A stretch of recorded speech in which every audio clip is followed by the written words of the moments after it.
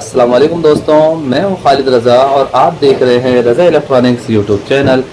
दोस्तों, आज की इस वीडियो में मैं आपको बैटरी के मतलब ऐसी बातें बताने जा रहा हूं कि बैटरी खरीदारी करते वक्त आपको काफ़ी मदद मिलेगी और आप फ्रॉड से बच सकेंगे और आपको कोई भी दुकानदार धोखा नहीं दे सकेगा और आपको किसी तरह का नुकसान नहीं होगा। आज की इस वीडियो में मैं आपको बताने जा रहा हूँ कि बैटरी लेते हुए हमें किन किन बातों का ध्यान रखना चाहिए, कितने एम्पेयर की बैटरी लेनी चाहिए, कौन सी कंपनी की बैटरी लेनी चाहिए और किस टाइप की बैटरी लेनी चाहिए और किस जगह से बैटरी लेनी चाहिए।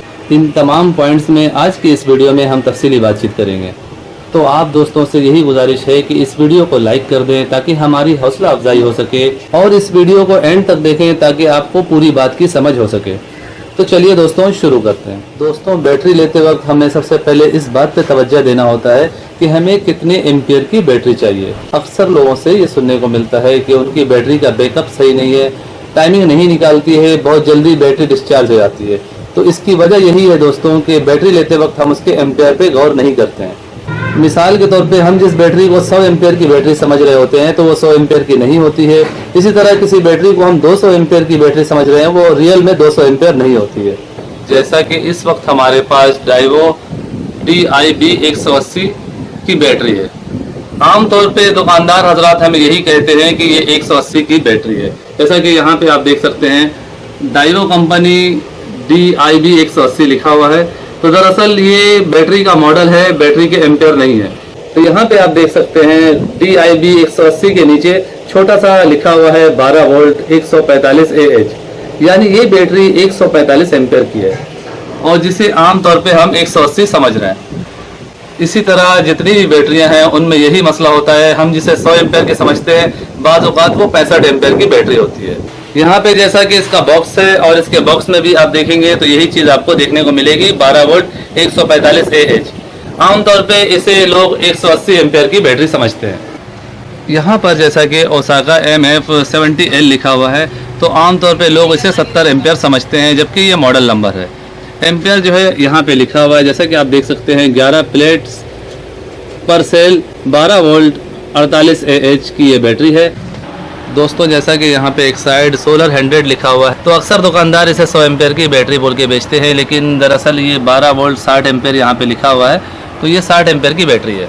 और ये जैसा कि दूसरा बैटरी मैंने आगे किया है तो इसे भी आप देख सकते हैं, यहाँ पे N100 लिखा हुआ है और यहाँ पे 11 प्लेट्स और 12 वोल्ट 70 एम्पेयर जैसा कि लिखा हुआ है, यानी ये भी 70 एम्पेयर की बैटरी है। यहाँ पर ये बात क्लियर हो गया कि बैटरी लेते वक्त हमें बैटरी के एम्पेयर, रियल एम्पेयर देख लेने चाहिए कि उसके रियल एम्पेयर कितने हैं। बैटरी लेते वक्त दूसरी बात गौरतलब ये है कि बैटरी चाहे किसी भी कंपनी की हो, लेकिन आपने ये देखना है कि कंपनी ने उसे सोलर और UPS के लिए बनाया है या सिर्फ गाड़ियों के लिए बनाया है। ये बात भी आपको बैटरी को गौर से देखने से पता चल जाता है।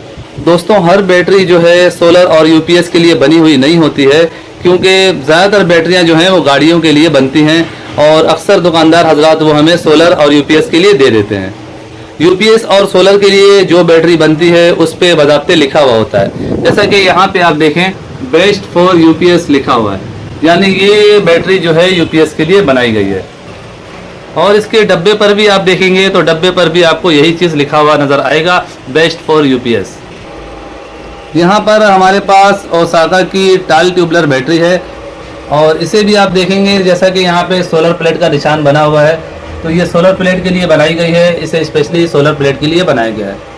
और अगर आप इसे देखेंगे तो यहाँ पर भी आपको लिखा हुआ नज़र आएगा Pakistan favourite solar and inverter battery, यानी जो भी सोलर और इन्वर्टर और UPS की बैटरी होगी उस पर वो चीज़ लिखी हुई होगी, और जिस बैटरी पे ऐसा लिखा हुआ नहीं है तो समझ जाए वो बैटरी सोलर UPS के लिए नहीं है।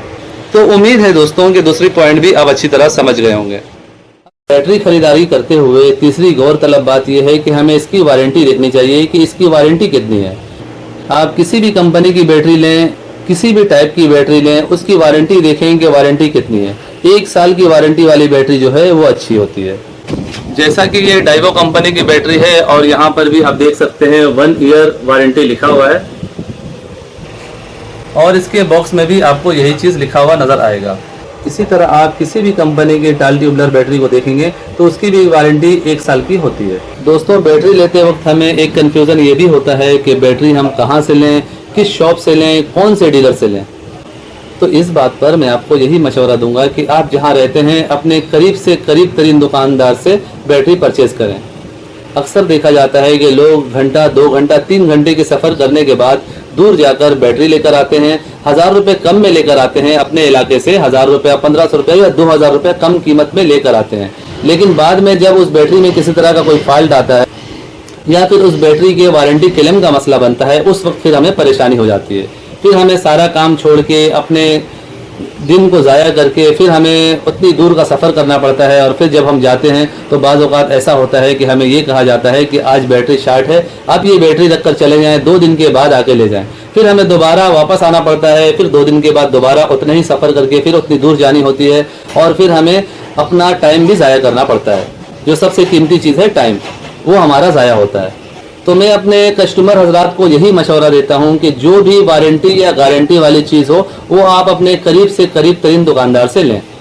इसमें यह होगा कि 1500 रुपये आपको चीज़ महंगी भी मिलेगी तो परवाह नहीं है, लेकिन कल को आपको वारंटी और गारंटी क्लेम करने में आसानी होगी। अपने घर के करीब से बैटरी लेने से ये फ़ायदा होगा कि छोटे से छोटे मसला पर भी आप बैटरी को ले जाके उस दुकानदार को दिखा सकते हैं, क्लेम कर सकते हैं। कोई भी मसला होगा तो वो इलाका वाइज भी आपको हल करके देगा और दूर वाले जो हैं वो किसी तरह का लिहाज नहीं करेंगे। दोस्तों, मैंने अक्सर देखा है कि लोग अपनी वॉशिंग मशीन और पानी की मोटर वगैरह दूर दराज से लेकर आते हैं, सस्ते के लिए वो दूर चले जाते हैं और बाद में फिर वो वारंटी क्लेम करने उतनी दूर नहीं जाते हैं, फिर वो आगे मुझसे वाइंडिंग करवाते हैं।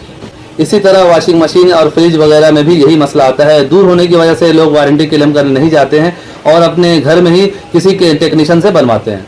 दोस्तों, आखिरी बात ये है कि बैटरी लेते वक्त हमें उसके डेट को देखना चाहिए कि ये बैटरी किस तारीख को बनी है, कौन से महीने में और कौन से सन में ये बैटरी बन के कंपनी से निकली है।